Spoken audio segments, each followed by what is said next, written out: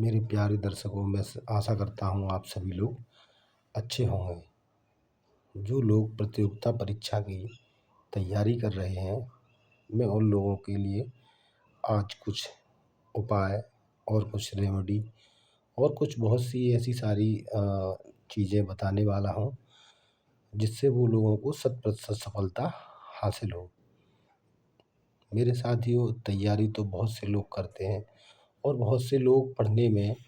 होशियार भी होते हैं और वो दूसरे लोगों को गाइड भी करते हैं, पढ़ाते भी हैं, और उसके बाद भी वो लोग रह जाते हैं और दूसरे लोग जिनको वो प्रिपेयर करते हैं या पढ़ाते हैं, वो लोग उन्हीं के पढ़ाए हुए या दिखाए हुए मार्गदर्शन पर आगे चल कर के सफल हो जाते हैं, और जो लोग दूसरों को गाइडलाइंस देते हैं या पढ़ाते हैं, वो लोग रह जाते हैं। तो इन्हीं चीज़ों को समझाने के लिए मैं आज बहुत सारी चीज़ों को लेकर के आया हूँ। जो लोग प्रतियोगिता परीक्षा की तैयारी कर रहे हैं, वो लोग मानसिक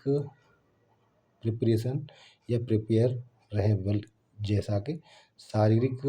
बल की अपेक्षा मानसिक बल की इसमें अधिक ज़रूरत पड़ती है। जो लोग परीक्षा या परीक्षा के नाम से घबरा जाते हैं, परीक्षा नाम आते ही परीक्षा से पहले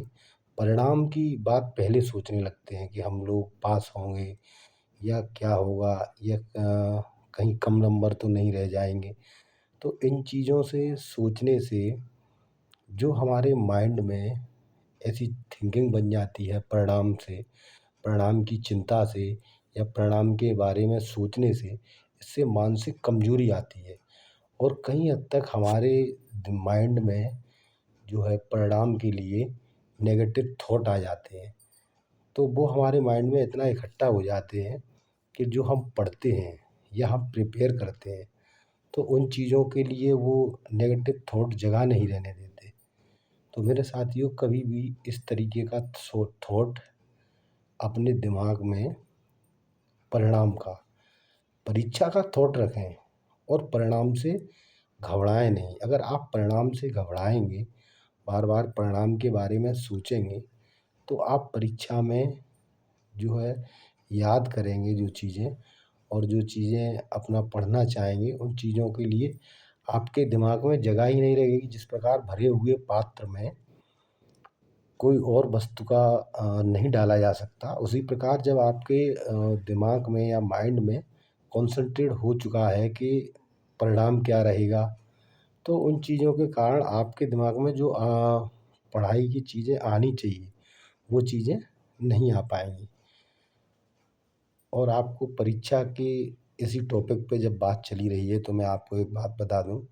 परीक्षा के परिणाम से तो भगवान भी घबराते थे। जब परीक्षा की बात आती थी, तो परिणाम का सोच करके भगवान भी जो है कहीं ना कहीं, जैसे इंद्रदेव हुए या अग्निदेव हुए या और भी कई एक देवी देवता हुए, जब बड़े भगवान जैसे मान लो शंकर जी या विष्णु भगवान या ब्रह्मा जी जब इन लोगों की परीक्षा लेते थे, तो ये लोग भी कहीं ना कहीं जा कर के गायब हो जाते थे या परिणाम के डर की वजह से आना नहीं चाहते थे। तो इनके जो गुप्तचर हुआ करते थे, फिर उनसे जो है भगवान के शंकर जी के गुप्तचर या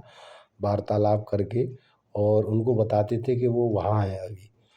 है ना। ठीक उसी प्रकार अभी इस कलयुगी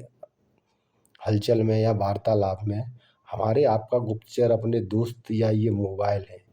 इनके थ्रू टेक्नोलॉजी का यूज़ करके जो लोग भी हम तक आप तक या कहीं तक पहुंचना चाहते हैं, तो वो भी हमारे आपके गुप्तचरों तक पकड़ करके और हम तक पहुंच जाते हैं इजीली। लेकिन बहरहाल ये चीज़ बात अलग है। तो मैं आगे आपसे यही कहना चाहूँगा कि परीक्षा के परिणाम से डरना नहीं है, डर से डरना नहीं है, डर को डराना है, और आपको परिणाम के डर से भय नहीं मानना है और अपनी परीक्षा पर ध्यान देना है। और मेरे साथियों, आपको एक अपना एक आदर्श बनाना है, कोई भी आइकॉन व्यक्ति जिसको आप जिसके जैसा बनना चाहते हैं। जैसा कि आप सोचते हैं कि ये इंसान एक बेहतर है, या ये आईएएस पीसीएस है, मैं इनकी तरह बनना चाहता हूँ, या कोई जज की परीक्षा कर रहा है, तो वो कोई भी ऐसा कोई जज साहब होंगे जिनको वो चाहते होंगे बच्चे के मैं उन जज साहब की तरह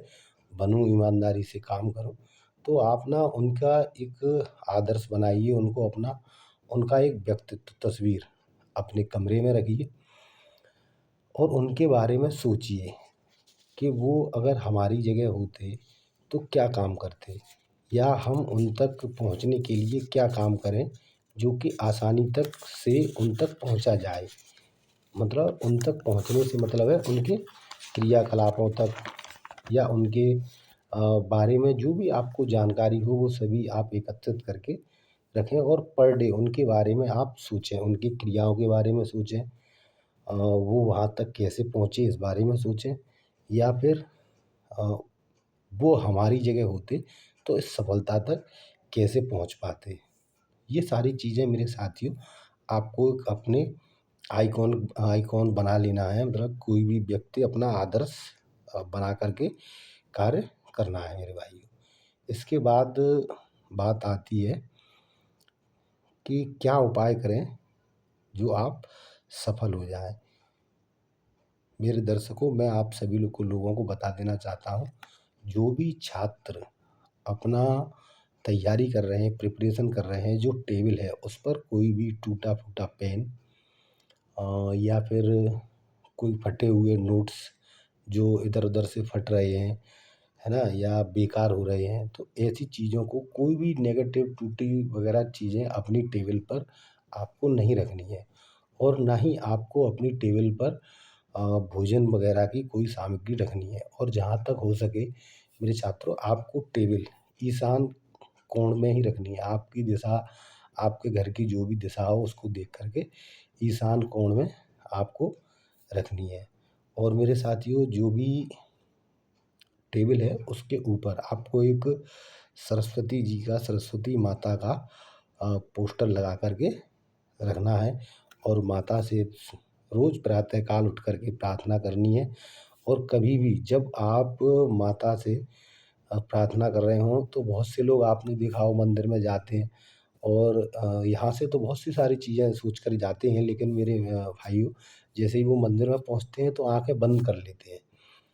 मैं आप सभी लोगों से पूछना चाहता हूँ, अगर आपसे ही कोई आदमी मिलने आए और आँखें बंद करके बात करे तो क्या आप उसके लिए पॉजिटिव सोचेंगे? तो ऐसे ही भगवान भी आँखें खोलकर आप जो भी कार्य की विनती करें या जो भी माँगे वो माँ सरस्वती से पर डे प्रतिदिन आँखें खोल कर के और माता से माँगे कि मैया हम जो भी तैयारी कर रहे हैं उसके लिए हमें अ, आशीर्वाद दें और हम उसको पास हो जाएँ, प्रतियोगिता परीक्षा में पास हो जाएँ। और गणेश चालीसा का आपको पर डे पाठ करना है नियमित रूप से। गणेश जी को धूप देनी है और आपने देखा हो हरी घास जो कि ईज़िली मिल जाती है, वो गणेश भगवान को बहुत प्रिय है। तो गणेश भगवान को आप लड्डू, धूप और दूर्वा अवश्य चढ़ाएँ मेरे साथियों।